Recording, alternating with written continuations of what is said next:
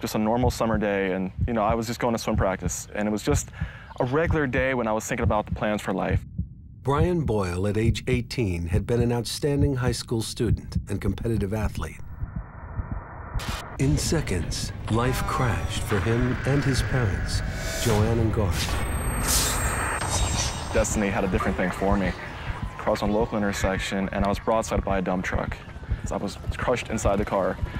Jaws of life to get me out. Medevaced out to Prince George's Hospital Center, and the injuries were catastrophic. Heart went across the chest.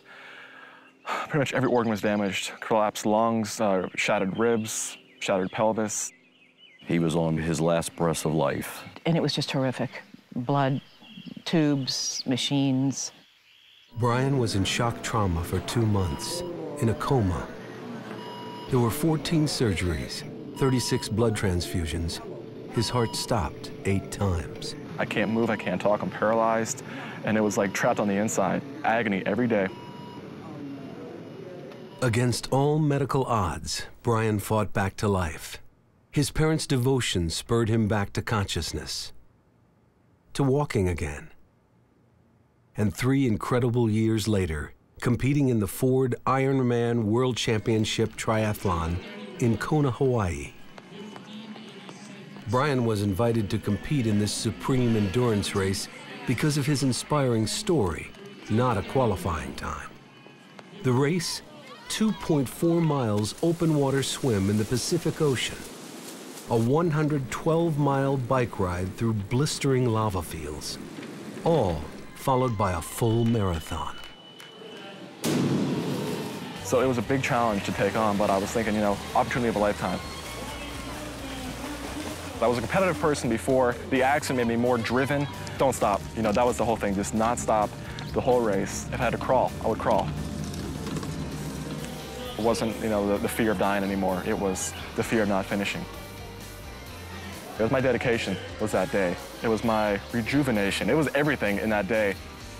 And I just had to get to that finish line, because once I did, I knew I was back to life.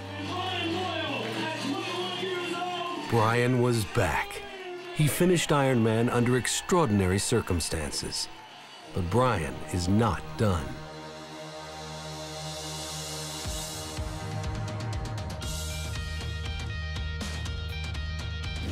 There are new goals. Training. College. His memoir, Iron Heart. Motivational speaking for the Red Cross. And always, the adrenaline of another race. But after the accident, it was just like, this is a gift. Athletics is a gift. It was just trying to live life to the fullest. That was my competition.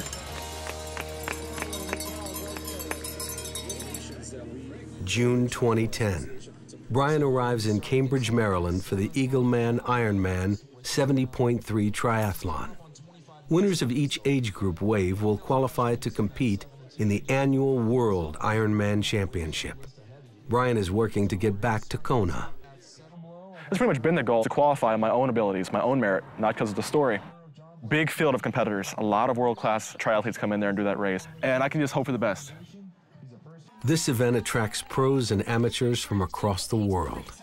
Brian is one of 2,600 athletes. Brian is making the transition from being a survivor to being a competitor. Ashley Halsey is Brian's coach. And he is one of the most focused competitors I've ever coached. The Half Ironman Challenge, 1.2 miles open water swim, 56 miles on a bike, and then a 13.1-mile run, half a marathon. It was the one race that I've done, the one triathlon where I was actually sick beforehand. But I tried everything I could to not think about that. I wanted to focus on the good things that were happening. The training was going well. All that was leading up to having a personal best that day. So I was sick, but I didn't want to ruin the day because I was, had a little cold or whatever. But it ended up being bronchitis. 3, 2, 1. It gets pretty aggressive out there, especially with the young guys. We're all very pumped up, so driven to start the race and get things going. And you prepared so many months, even years, for this race. And a lot of these guys, they want to win. It's a pure bloodbath. so you kind of get in your own rhythm. And once you do that, you're just trying to swim, stay in a steady pace, breathe, make sure you get the perfect technique, and just hang on.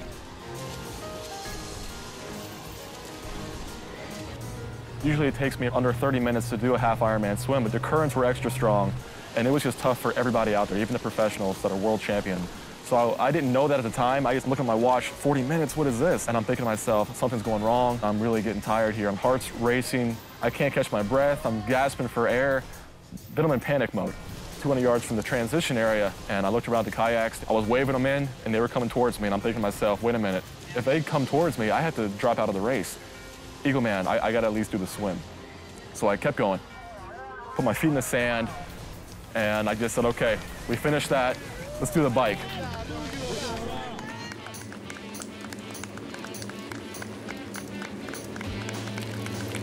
When I got on the bike, something just like switched. It was one of those moments, one of those divine moments. You know, I got into a groove. I wasn't holding back. Let's make up some time and see where we can go. The Eagleman bike course is known especially for being very flat and very fast. But if you train on flat ground like I do in Southern Maryland where I live, that's the kind of race I want to go to. That's where all the fast powerhouse bike guys go because they train on flat ground. At least on the bike, I could put the hammer down. Go, Ironman, go, go, go, go. And luckily, I kept going.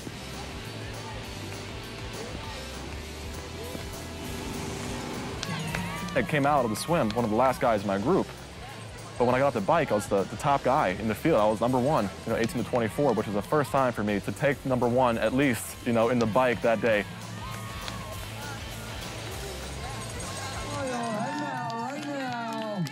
For the Eagleman run course, it is a challenge because it is so hot, and the humidity is just overwhelming. It's like a 101 index during the race.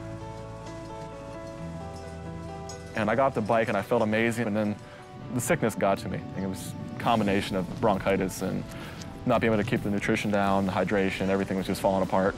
About mile 3 or 4, I'm seeing guys with, 23 on their leg or 24 on their leg from, that's their age group.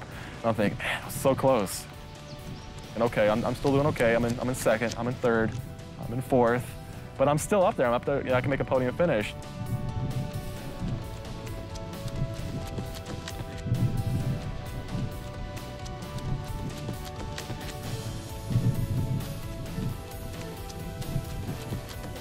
I was so happy to, just to finish the race, but to actually have a 7-minute personal best. There's so many goals that I have as a triathlete, especially as an Ironman triathlete. The main goal is to qualify for Kona one day. That's still the main goal. To qualify for the Boston Marathon, to do an ultra marathon, to do an ultra Ironman, to swim the English Channel. It's about having goals and achieving them, no matter what the cost, and never giving up. And that's my whole comeback story. It's just believing in the impossible.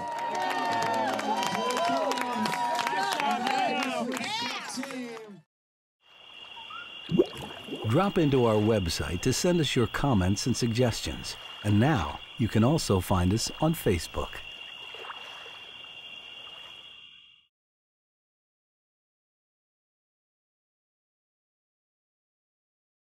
Ooh.